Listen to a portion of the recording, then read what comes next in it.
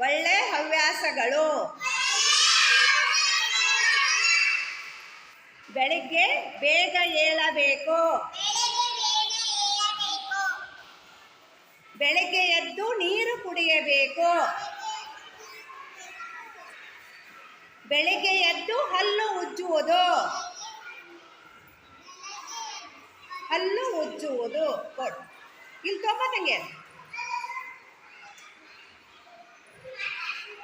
ಬೆಳಿಗ್ಗೆ ಎದ್ದು ಸ್ನಾನ ಮಾಡಬೇಕು. ಕೆಟ್ಟ ಹವ್ಯಾಸಗಳು. ಬೆಳಿಗ್ಗೆ ಬೇಗ ಏಳದೇ ಇರುವುದು. ಬೆಳಿಗ್ಗೆ ಎದ್ದು ನೀರು ಕುಡಿಯದೇ ಇರುವುದು. ಬೆಳಿಗ್ಗೆ ಎದ್ದು ಹಲ್ಲು